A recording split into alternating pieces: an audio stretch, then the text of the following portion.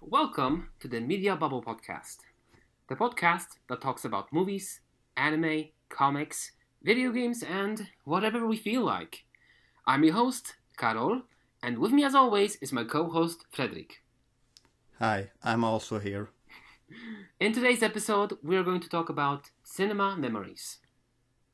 Yeah, and to explain something, these are kind of the cinema memories that me and Karol have seen together in the years we have known each other, I guess. We have other cinema memories and seen more movies than these, but these are specifically movies that we two have seen together.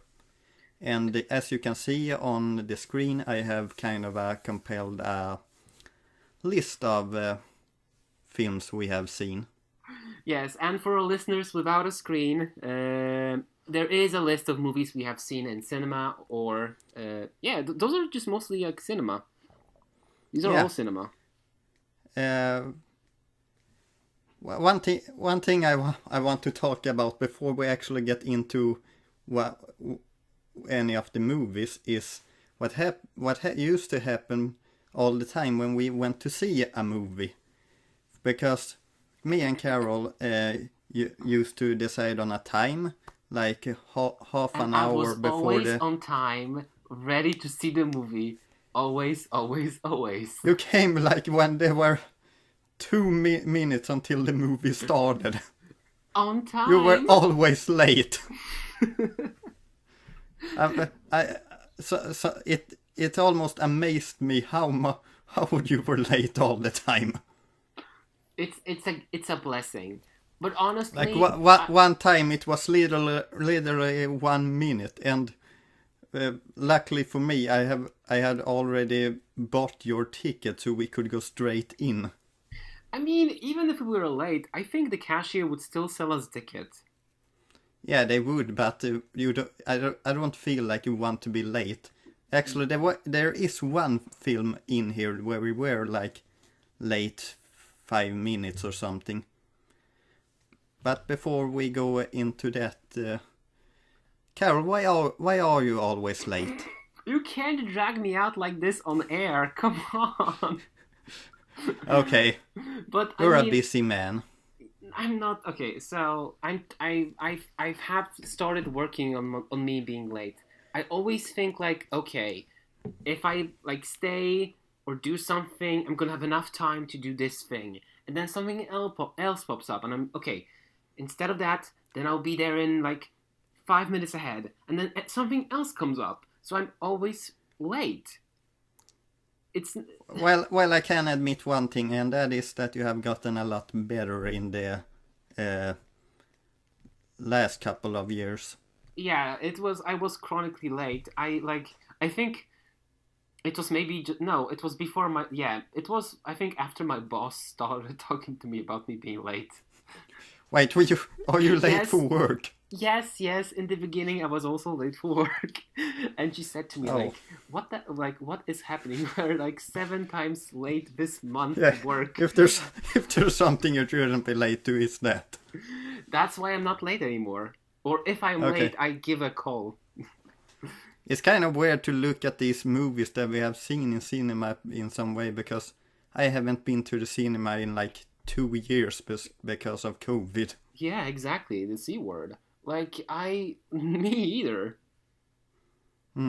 But I think people are starting going to the movies again. I have friends who started going to the cinema.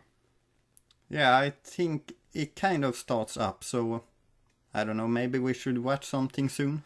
Yeah, I agree. And even if not in the cinema, we have streaming services. God knows we have so many streaming services. Yeah, I've seen a lot of new movies actually on streaming services. Yeah, I started watching Buffy. Like, it's really cool. I have seen some episode of Buffy actually. Please start watching it with me. It's just so campy. The first season is like, in every generation, there's a Slayer. Do you remember when we started a channel and we did a couple of episode IDs? One of your episode IDs was explaining Buffy the Vampire to me. Yeah, I still have to, like, I am looking, like, I'm watching Buffy not specifically just so that I can retell you the story, but I am watching it for context. Okay. But we have just drifted off enough. Okay, in this list of movies here, do you remember which one we saw first? Of all the movies on here, which one was the first we seen together? Oh, Either Kung Fu Panda 2 or The Hunger Games? No. Which one was it? The Toy Story? Yes, Toy Story 3. That came out 2010. Oh gosh, that's 11 years ago. Yeah. That I am old. We are but old. Yeah, but that was the first film we actually saw together, and weirdly enough, you were the one that came before me to the cinema that time. It's just too, like, good first impressions. That's the one you remember the most. What did you say? No, I said, like, that, like, first impressions matter a lot when it comes to... Oh, okay, then you can ruin it afterwards. Exactly. Then you become comfortable. Then it's just opinion, like I'm cruising on my on what it's already established. Okay, and then I don't really remember Tangled as one of the first one we watched, but it also came out 2010, so I guess it has to be early. Like, I remember seeing it with you, and I think like chronologically it would make sense. Yeah, because I think those are the only two movies from 2010 that's on the list. There's actually a lot from 2011 when I look at it. Yeah, it was a good year for movies. But I just wanted to say, like, listeners, we have a list in front of us that Fredrik has prepared. He was a really good pal making this list. And, like, I don't remember seeing a Hop. Like, before we started recording, I also said this. Like, who remembers Hop?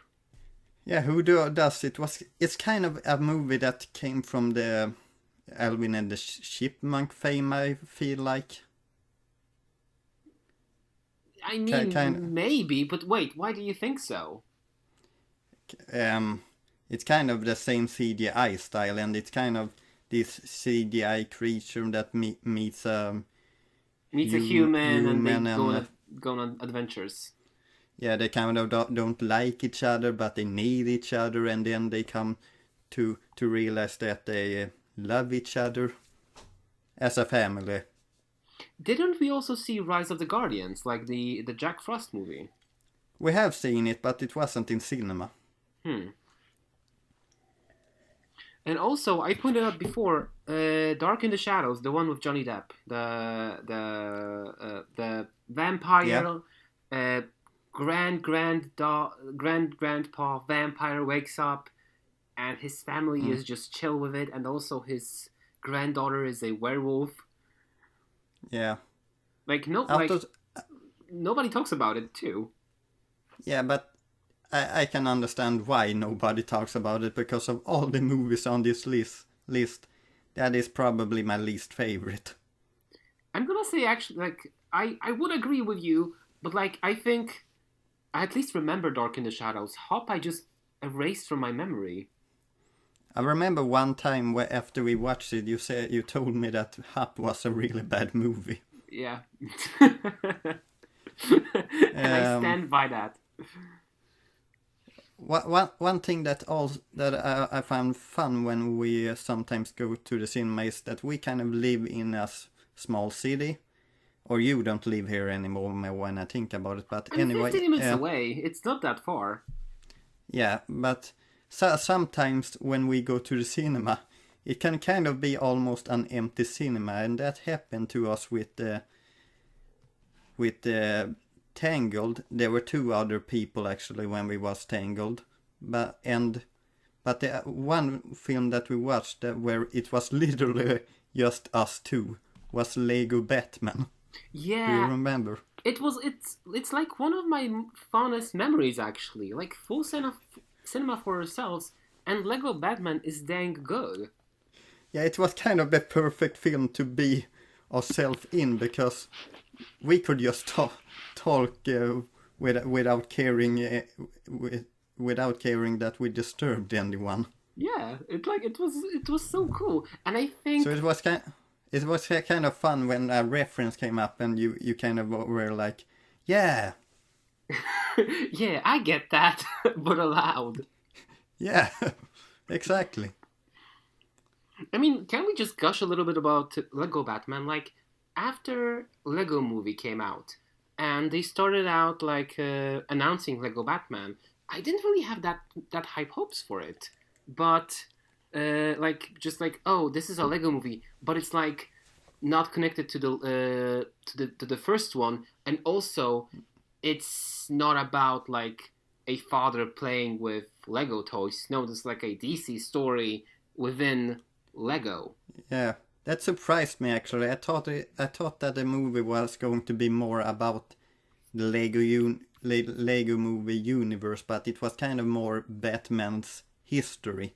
Yeah, I mean, it was also like the whole movie is about Batman having like coming to terms that he has a relationship with the Joker. He's not his friend; they're enemies, but Batman can't deny that they share a connection, and it was just hilarious seeing like, yeah, they do. They're enemies, and they should like actually like, talk about it. Of the movies that you see on this list here, is there one that surprised you? That you were like, yeah, we watched that. Puss in Boots. Yeah. Like, I remember it well. I know we've seen it, but I don't know, like, it feels like nowadays, it feels like a movie that would just come out on a streaming service. Yeah, it probably is because it was kind of a long time ago. Puss in Boots was released 2011. Yeah, so it was like right before the streaming service boom. Yeah, actually, there's a lot of movies actually released 2011. We have Harry Potter and the Deathly Hallows Part 1, Pirates of the Caribbean, Don't the remind fourth me. one, I Hunger Games, Cars 2, Kung Fu Panda 2, all 2011.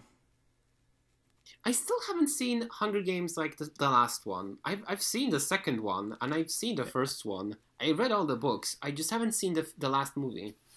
Yeah, that's actually me too. I remember I watched the first one, and then I was kind of like excited to see the second one, and then when the last two were going to come out, I had stopped caring. Yeah, I don't know why that happened. Like, maybe it was the marketing, like, there wasn't enough of it. Like, we all knew it was coming, but the last movies, there wasn't that much hype around them. Do you want to know that there was a kind of a weird Hollywood trend of taking a young adult novel of kind of a futuristic setting and making like 4 movies out of it? That was kind of like in a specific time period, because when the fourth or third movie were going to come out, they all became flops instead. Yeah, maybe there was just this oversaturations of teen dystopias, because like Divergent, Maze Runner was also like one of them, right? Yeah. And Maze Runner was one of them. And I can't come up with more, but I think there was like one more series, I think. There probably was some more. I know that there were some failing ones that after one movie didn't make it. There is one that was planned as a series that was called... It has something with Shadow in the title. Shadow Dark of Instruments? Immortal. Yeah, that one. Yeah, that's what I've heard too, and maybe that's the one I was thinking about. Maybe. I wouldn't mind seeing some of these movies. Like, I haven't seen them, and they were flops, but at least these movies have fan bases behind them. Like, when you go on Tumblr or Twitter or like just social, like on YouTube, people still make content about them. Yeah. So maybe we can make content out of it one day. Ideas for content, yes. Yes. Let's think of more things. But like talking about movies we missed, I really want us to talk in the future about Twilight movies, the Twilight Saga. Oh, okay. Like I never watched those on cinema. I've seen the first one, and I've seen clips of the last two, but I've just been feeling there is just this resurgence of like appreciation for Twilight movies because like they were. Oh, there. Yes, there is like a Twilight Renaissance going on right now. Is it kind of like a renaissance where people look with good memories, or is it kind of making fun of it? Both and. So people are appreciating just the wedding scene in one of the movies. It inspired like hundreds and hundreds of weddings with like Bella's and Edward's wedding. There are like lots of funny scenes and pretty chill characters. There is also like they're talking about like the author because like you know why the resurgence is happening. I think the author released a gender bent retelling of the first book. Have you, speaking of Twilight, have you seen Robert Pattinson old interviews where he talked about Twilight, and he kind of said that he thought that their author was crazy or something like that? I mean, she's not Jehovah's Witnesses. She is. Oh, so is she really crazy? No, oh my God! I mean, just because you're a Jehovah's Witnesses, you're not crazy. But she no, is. I didn't mean that way, but with the way you kind of said it. But there are some implications with her that I don't remember. There was something about like I think against everything, she didn't put any like of her values in the book while writing it. That was the deal, I think. Okay. It's very convoluted. When I find more information, I'll let you know. The Twilight information. Oh, okay. The Twilight information.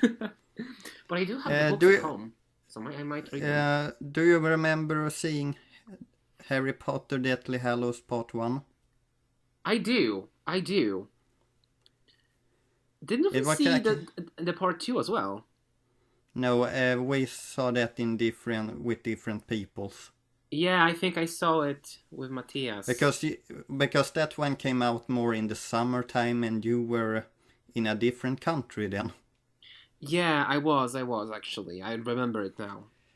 The Deathly Hallows Part 1 came more in like the winter period. We actually saw it on a school night. I don't think Deathly Hallows is a good movie. At least Part 1. The first part, or? Yeah, I think it's too much meandering. I kind of think of Part 1 and Part 2 as one big movie together. I agree. Wait, how long is Part 1? Like runtime? I don't remember, but I do know that Part 1 is longer than Part 2. I am googling it right now because I have a theory. I think Deathly Hallows Part 2 is like the shortest Harry Potter movie, actually. Runtime. Let me see. It's... Please give me the info. Why isn't it on the IMDb page? I usually go to Wikipedia. Because for me, it feels like... the Justice Split is probably... I don't know because when J.K. Rowling wrote the books, she didn't like write all the books and then started making movies. The movies were happening like a little bit behind the books. Yeah, I think like either 3 or 4 books have been written when the first one came out. Yeah, so she already had an idea of what she wanted to do like with the series, that it will be made into movies if she's successful enough. And Speaking of future episodes, I guess we can sometime later talk about the Harry Potter franchise. I have fond memories of Harry Potter, but I mean, it all depends if we believe in death of the author. But like when she released the books, if that's like if that, I just don't like J.K. Rowling.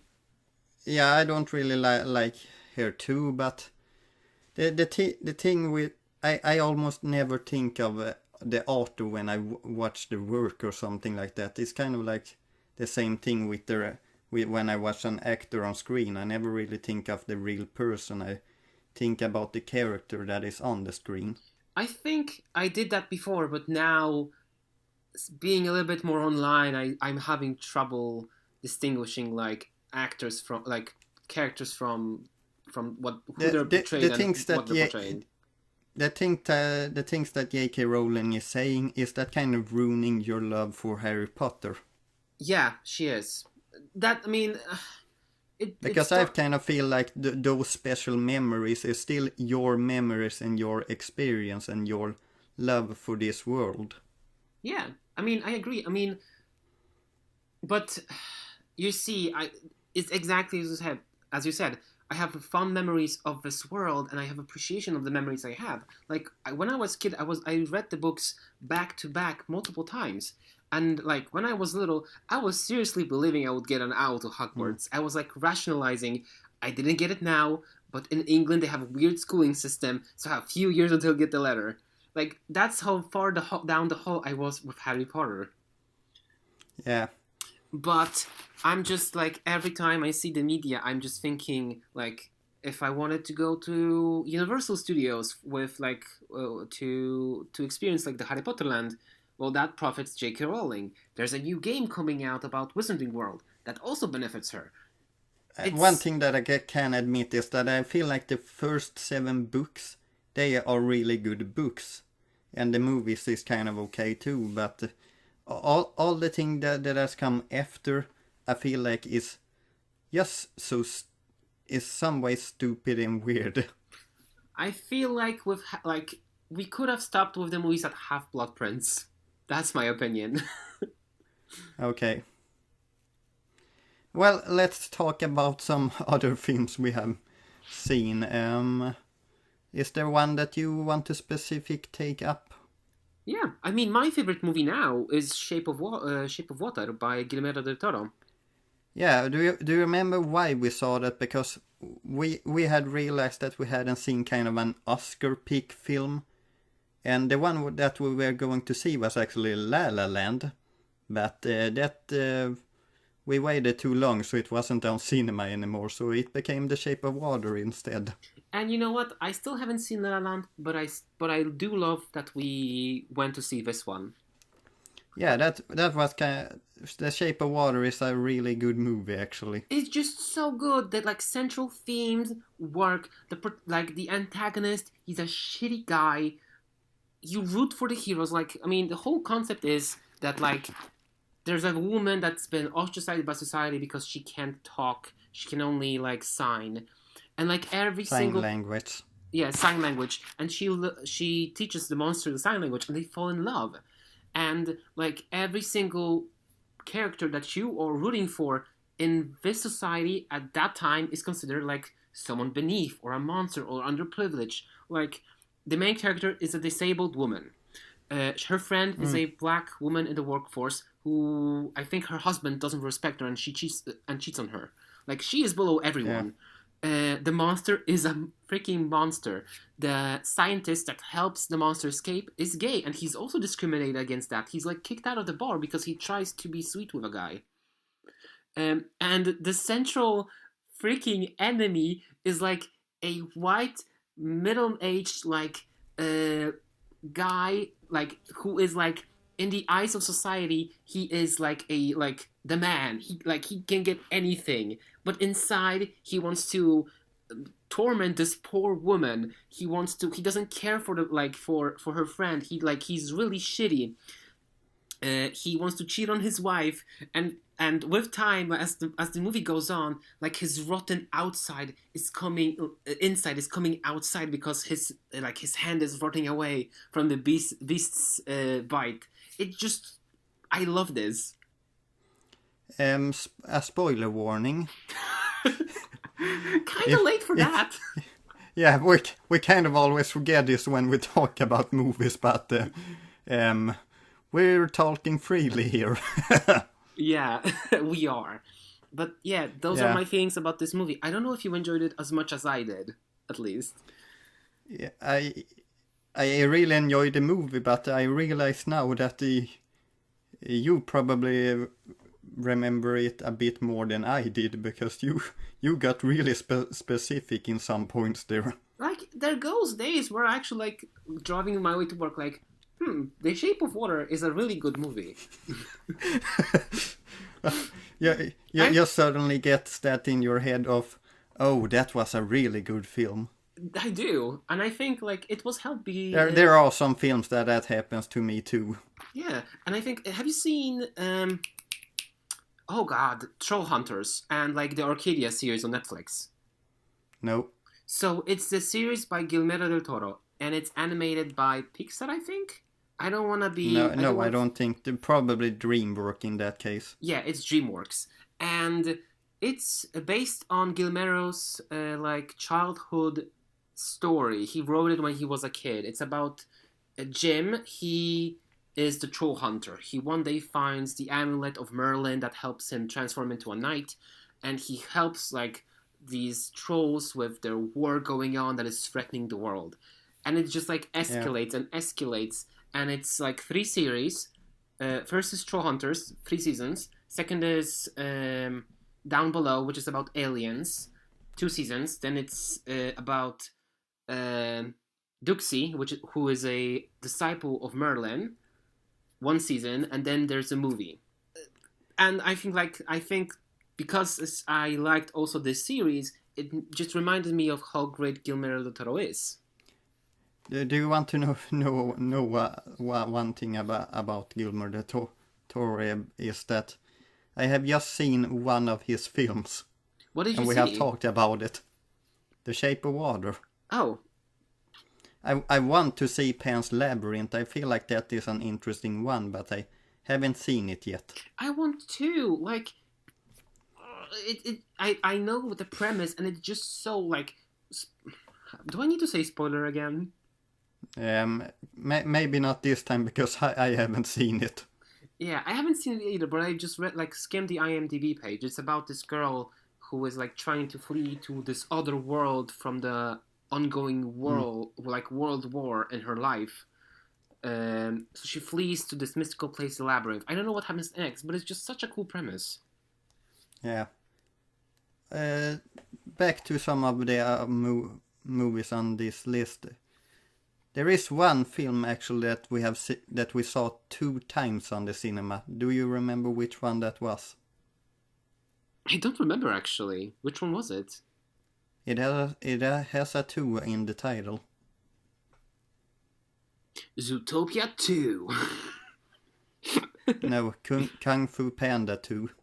We saw it in the cinema because I know that we seen it at your house too. Yeah, but we saw it twice in the cinema.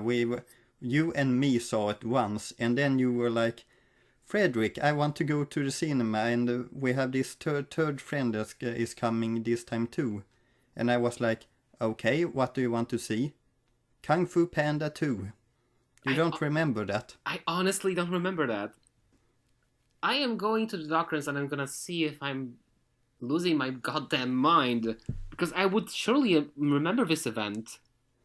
As something that really makes me weird a bit out is that I remember is that I remember things like this.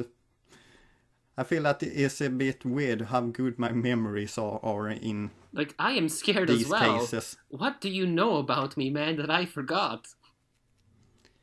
Yeah, what do I know? But seeing the list, I actually wanted to talk about another movie we saw. What? Which one? So, Christopher Robin. Christopher Robin. Because I know that was the movie that you really wanted to see, and I was really not convinced. But at the end of it, I felt like it was justified that we saw it. Like I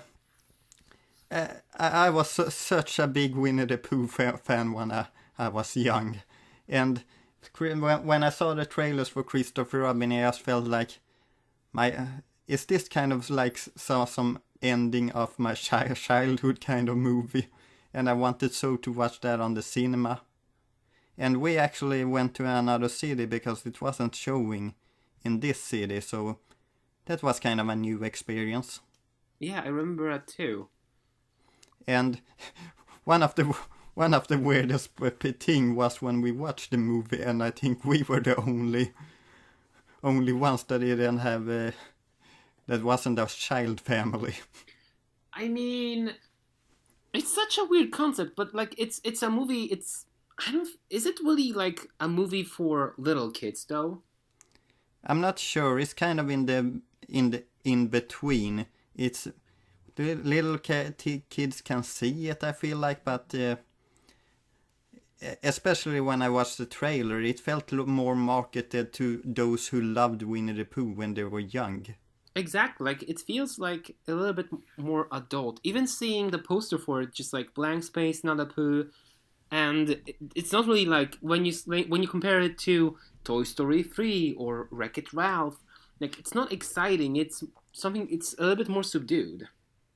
Yeah, but I gotta be honest, I loved seeing that movie. It was pretty nice. Yeah. Like Christopher Robin, like learned to take time and spend it with his family. It was a nice, like just a nice reminder. One film that we have on the list here, which I don't really feel is a film that is talked about that much anymore, but I remember when we saw it and I felt like, hey, this is actually a pretty good film, and that would be Miss Pelgrim's Home for Particular Children. Yeah, I liked it too. But if I'm gonna be honest, since we've seen it, I haven't thought about it a single time. It's a good movie, but it's not really like something that stands out. No, I understand that it's not really a movie that will blow you out of the mind, but it's kind of just I feel like a good movie that no one talks about. I feel like. So for our listeners, the Miss, what's her name? Hergenize? Miss P. Pegular. Yeah. So Miss P. Miss P is House for Peculiar Children. If you don't know what we're talking about, it's a movie about a woman who has a house for peculiar children. Some of them float. Some of them have special powers. Some of them can turn invisible, I think. I don't remember all the characters, but the plot is, with time, someone trespasses into the house. I think it was like a kid, was it not? Do you remember this movie? I know it was good, and I enjoyed the scenery, and there was like a war. I remember. I don't remember maybe all of it, but I don't remember this. I don't really remember the start. I remember more when he actually came to the house. That's kind of when my memory started, I guess. And there was also this like weird magic subplot, like that they teleport. I also remember this weird battle they had with Samuel L. Jackson. Why was Samuel L. Jackson there anyway? I don't even remember him in the movie. Don't you? He was the main villain that came in the end. Maybe this is the reason why I don't remember it. Not Samuel L. Jackson. It's just that, like, as I said, I liked the setting and I liked the premise, but it wasn't just that remarkable to hold my attention. No, it's not an incredible movie, but I just felt like it was a kind of good film. Yeah. Do you want to know something? There were 2 times I watched a film in the cinema of these that are in the list, and I remember me thinking in the middle of the film that, oh, this is a really good film. I mean, you want to know which 2 those were? Yeah, go ahead. Captain America Civil War and Zootopia. Those were good movies, actually. I agree. And I think Civil War was the reason... I remember sitting in Civil War and just suddenly thinking while I watched the film, like, this film is really good, which I usually don't do in the middle of the film. Wasn't this also the introduction of Black Panther? Yeah, it was. Like, it's so weird thinking that he's like a Marvel staple, and that's how we were introduced to him. Yeah, that film was also the first one for Spider-Man, if I remember. Let's see. What films haven't we talked about yet? I mean, easy. Avengers. We haven't talked about Avengers. I mean, we started talking about Zootopia as well, and Deadpool. Yeah, that movie really surprised me because I thought it was going to be a fun detective movie with animals, and when you see it, it's so much more than that. I mean, wasn't there like planned animated series for Disney Plus on Zootopia? Yeah, they were kind of more short films from what I can understand. Are they in Zootopia, maybe, because, or something like like that? It feels like a little bit of wasted potential with Zootopia. They created this, sprawling city with loads of animals having all their different ways of life. And even outside the city, there was, like how people live, like with bunnies and foxes. And it feels like they should have done a little bit more of it. Yeah, I kind of feel like Zootopia maybe is a film that should be brought up a little more often, because what its theme and what it's talking about is really relevant for today. Yeah, I mean, with the rise of alt-right extremism and with dangerous fascists on the rise, hell yeah, we need just intersectionality and take into account people's experiences with racism. Yeah, so but then it's also silly that they become cops. Okay, but she's a bunny cop. Exactly. Let's see, some other films we haven't talked about yet. Avengers Age of Ultron, if you remember earlier, that was actually that movie that we came 5 minutes late into. I was actually there, then I left because I realized Karol wasn't coming. And then he called me up and, we came 5 minutes late into that one. It was actually a world premiere, we went to. Yeah, there were lots of people in the cinema too. That I remember. And then... you know what? I've been pleasantly surprised by Ant-Man. It's not ground shaking like any other like Iron Man or no, it's kind of just a fun little movie you can watch anytime, I feel like. Yeah, it's amazingly kind of self-contained, and in the second one, it's still enjoyable, I feel. Let's see, what do we have more? Deadpool. That was actually our first R-rated movie we went to. Exactly, and I greatly enjoyed Deadpool. Yeah. Which one? So first Deadpool was about him. Was it before or after he lost his girlfriend that he? No, the lost his girlfriend was, I think, the second one. Yeah, it was in the second one. And so actually, movie... we have also seen the second one, but I realize now that I haven't put it on this document. I mean, we can talk about both of them. So, in the first movie, Ryan Reynolds' character realizes he has cancer. And because he wants more time with his girlfriend, he goes those dangerous clinical trials that turn him into Deadpool, basically. He was an assassin for hire before then, but now he is he has regenerative powers and is about to be sold into servitude for rich billionaires. But he doesn't, and the whole movie is spent on fighting Ajax. You know, the guy that sounds like dishwasher. Yeah. Dishwashing soap. Yeah, it was a fun movie, I feel like. Yeah. And the second one was so gory. Not super gory, but in the beginning when there was this sequence as he was slashing the Japanese Yakuza. You could actually see slice and blood flying off, and when people were jumping off from the helicopter later on in the movie with his B Squad buddies, and they kept dying. Yeah, that happened. Like, I remember this, but I don't remember Hop. Why would you remember Hop, Carol? Deadpool was clearly a better movie. I feel like Deadpool, when it came out, was a little bit overpraised, to be honest, but it's still a really good, fun movie. I didn't really care for it being overpraised. I knew it would be fun, and it proved to be right.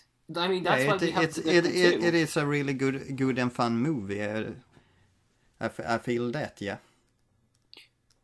Also, I liked between first one and the second one. Which premise do you like better? Like Ajax, because Ajax like was after Wade Wilson is his name, and he just wanted revenge for destroying his like illegal operation. In the second one, Wade has to save this kid from becoming like a mafia boss in the future because he was like in a orphanage, and he he frees Juggernaut, who then enables him to become like the worst villain to ever grace the world, I think. Yeah, something like that. I like the first one better. I feel like the jokes were a little bit better in the first one. I disagree. I think the jokes are pretty solid in the second one, and it has a little bit more touching story. I guess we just have to disagree then. Exactly. Let's see, what hasn't we talked about? Inside Out. The Jungle Book is still on here, which I remember going into the Jungle Book and actually looking a bit forward to it because I had seen some of the remakes and I actually really liked Cinderella and Beauty and the Beast. Actually, Beauty and the Beast was another one that we saw in cinema that isn't on this list, but... I really liked Beauty and the Beast because like they answered more questions, they gave us new questions, like, because in this movie, like, they teleported around France to Belle's old home. That was a weird point, actually. And I liked that because it I mean, sure, they didn't answer like why did Beast have this magical artifact that can just let him travel anywhere, but it's just like, yeah, I'm still thinking about it, and like, that's cool. Like unanswered questions. I like the live action remake actually. I like the animated much more, but there actually is one thing that I felt like the live action did a bit better, and that was the point where they explained that because of this curse, everyone forgot there was actually a prince in the castle, because that always confused me as a child.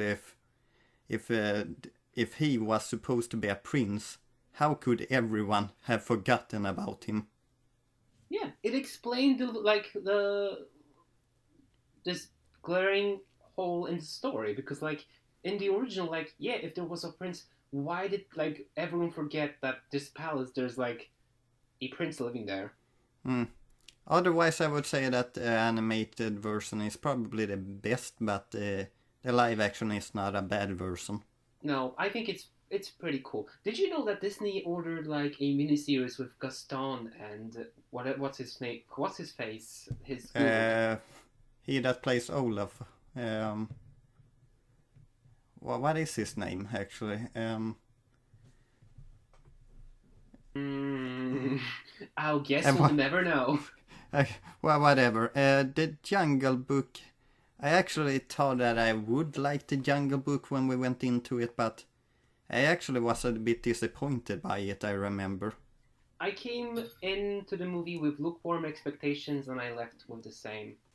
Yeah, I don't really like the Jungle Book, and it was kind of weird for me to feel that way, because everywhere online, when I looked at people reviews and everything, everyone seemed to love the movie, and I was like, no, I don't.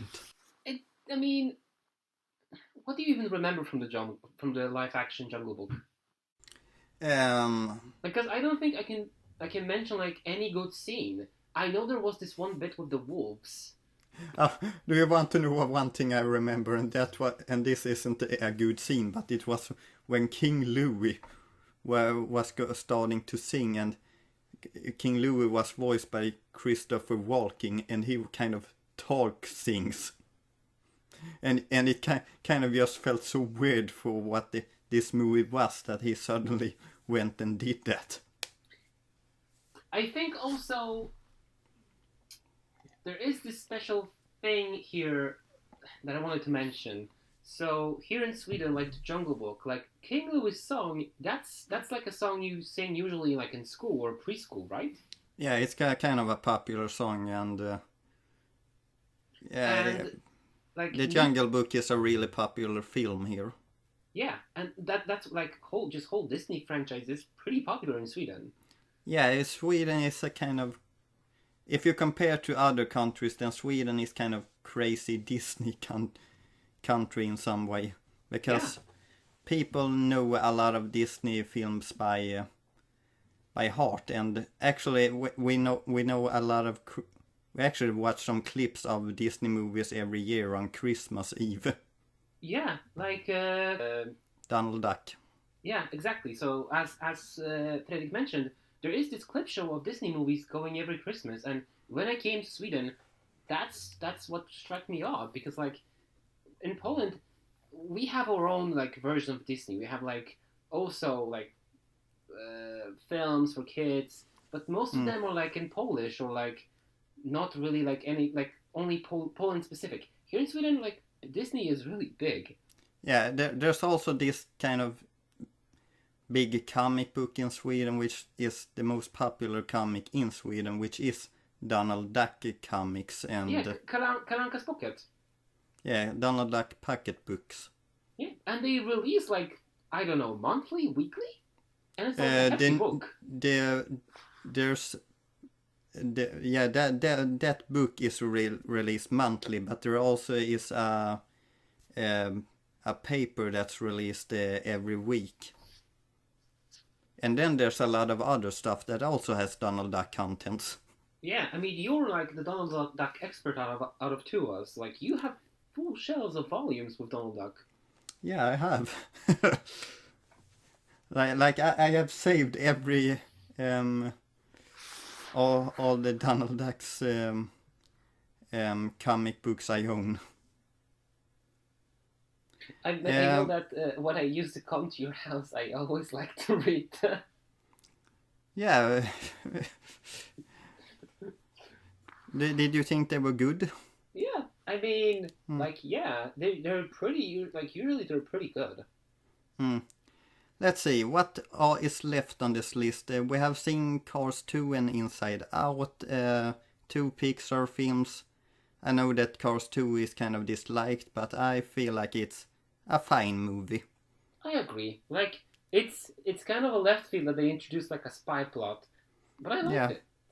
Yeah, it's I feel like people get a bit too hateful to the film because it was made by Pixar, but it's kind of a fine film.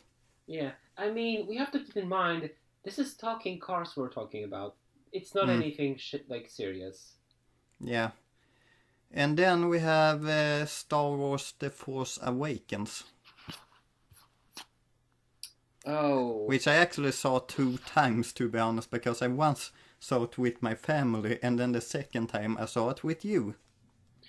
You know what? You want to know my controversial opinion? What? I never liked Star Wars. I'm not the biggest fan of Star Wars myself. I like the original 3 film, and I also like Star Wars The Clone Wars animated series.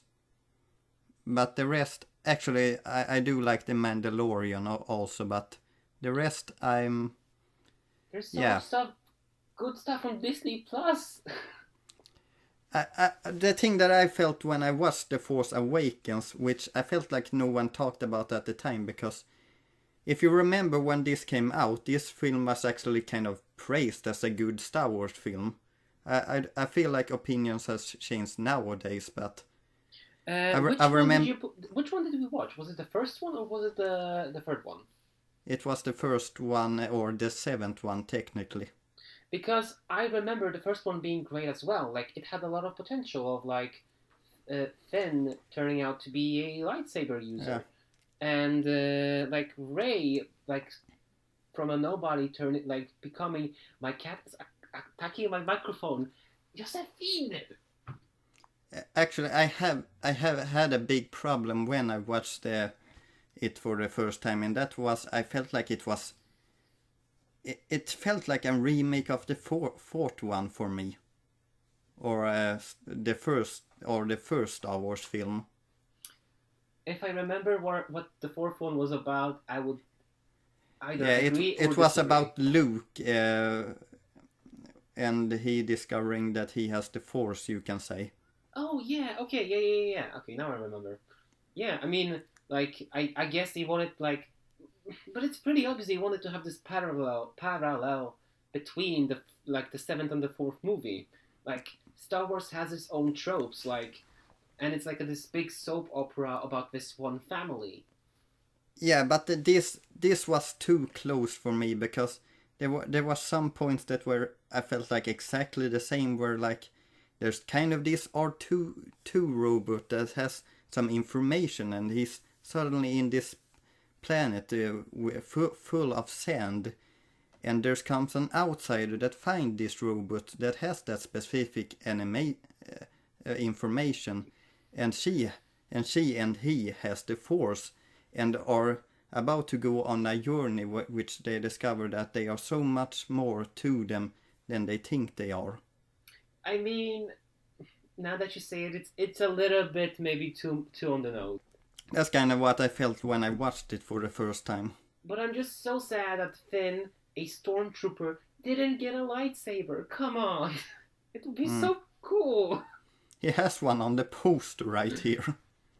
Yeah, but he was sidelined the next ones. Yeah, kind of. Actually, one film that I realized I haven't put on this map of film, but we have seen, and I did really enjoy that film. It was Once Upon a Time in Hollywood. I did too. I felt though that the ending was a little bit too short. Yeah, like it all escalates in the last 15 minutes of the movie, and then it stops. Yeah, it was kind of weird, because we watched a 3-hour-long film, and then the ending credits came up, and we were like, "Wait, that's it?" Yeah, after 3 hours, and it's like, how did you accomplish this? It was kind of like, wait, I want more. Isn't it now when it starts? Yeah, like it just started to be good, and I feel that maybe was the reason for why the extended version ended up on Netflix as like a miniseries. Maybe. Because like there were scenes in the trailer that were cut from the movie. Yeah, I feel like there was a lot of stuff cut from the movies. There's some actors that were going to be in the movie that scenes were completely deleted. Yeah, like it feels like when we have this information, like there is more to the story. We're just not being shown it. You know what I mean? I wonder how long this film could have been if they were keeping everything that they wanted to keep.